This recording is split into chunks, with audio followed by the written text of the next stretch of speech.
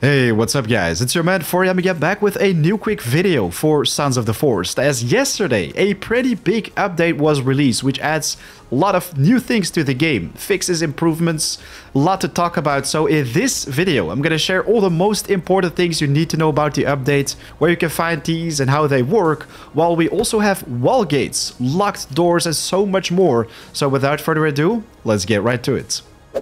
Be sure to leave a like if you enjoy my content, it's very much appreciated. And yeah, if you have any questions or video suggestions, don't hesitate to leave me in the comments either. Alright, so first off we have the glider, probably the biggest addition many people were very much looking forward to.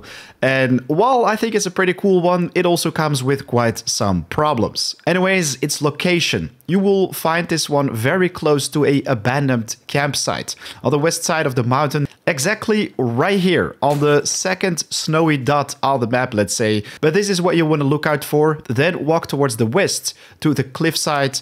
So this pretty much brings us to the first problem with it, as you can pick this one up, but you won't be able to place it in your inventory. So it's going to be pretty tedious to get this thing from A to B, while the flying itself is pretty easy and a lot of fun to do. So you just want to jump off a cliff, then you want to keep this green dot in the middle. Then you will fly straight ahead, while if you move it forward, you're going to start diving. So you're going to move much faster, lose altitude. While if you move backwards, what I hoped it would do is glide on the wind and slowly bring you up in the sky, while it basically only just slows you down. And here we're just flying over the beach and ocean, where you can see sharks swimming underneath us. I think that's pretty cool. But yeah, since we can't place them in our inventory and they aren't trackable, I definitely recommend you to just park them on your base roof, or maybe place a GPS tracker on a stick right next to it. That would be your solution to finding them a little bit easier.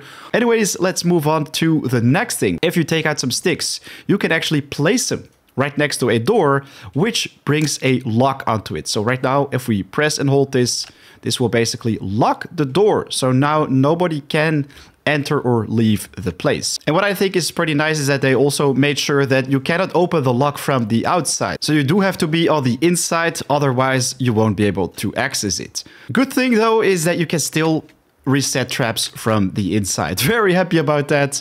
Anyways, while we were gliding around earlier, I also decided to check out the new Binoculars location, which you can find in the very top left of the island in the northwest. You want to keep your eyes open for a little beach right here, where you can find two kayaks. And on one of those, you will find the binoculars, which are pretty easy to use. All you need to do is press and hold the left mouse button. So if we equip this one for a second, press and hold left, you can see that we've got a beautiful bunny hopping in the grass right here.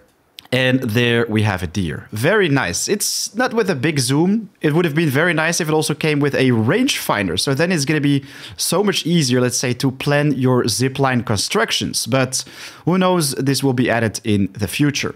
Talking about ziplines, I'm going to very quickly use this one to show you another great feature which got added.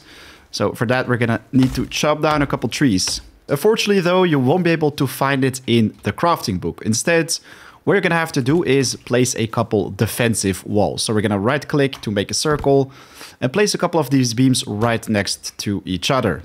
It's very important that you see this snapping point, as you're going to have to align these blocks to make a straight wall. Otherwise, you won't be able to make a gate of it. So there we go. Don't have to make any spikes on top, by the way, but what we can do right now is just walk close up to the wall and then just left click to place a lock exactly like so.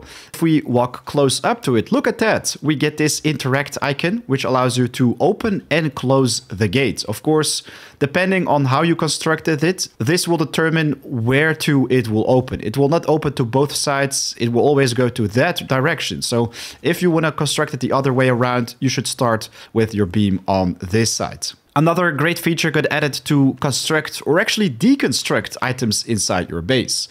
It's not really destroying them though. It's going to be very simple right now to move furniture. So if we just press and hold the button to deconstruct it or get rid of the item, and now we can just move it to somewhere else, and if we place it, voila. So say I don't want to have my bed upstairs anymore, I can just pick it up, move downstairs and place it right here.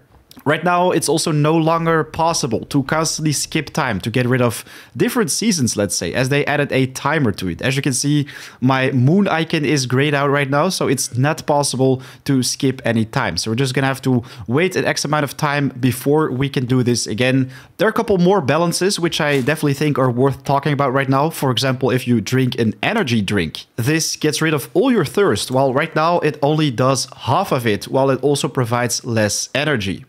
The damage of shotguns was also nerfed pretty bad. I mean, right now they only deal half the amount of damage of what they used to. And I'm also very happy to say that Kelvin will no longer destroy your tree houses. So if you've set up a blueprint like this, don't worry about Kelvin chopping down the trees, which this construction got attached to. And I'm also very happy to say that we can finally gather fish from the fish traps. It's gonna take an X amount of time before they basically pop up in there, but then you can collect them. While I was a little bit confused to find rotten or spoiled fish in here, don't really think that's intentional, but maybe you're just gonna have to be quick about it. Well, last but not least, a pretty epic new thing got added as well. Whoa, bro, I'm trying to explain something right here. That was not very polite. Anyways, we now have a boss inside one of the bunkers. This is the kitchen bunker you want to look out for, but I don't want to spoil anything about it. You just want to check it out yourselves. Anyways, ladies and gentlemen, that is pretty much everything you need to know. All the biggest additions, improvements, fixes made to Sons of the Forest with the very first patch. If you want to see everything in detail, you can find a link in the description with the detailed patch notes. Right now, though, it is 4 AM out. Be sure to leave a like if you find this one helpful. I'll see you guys in the next video. Take care. Peace.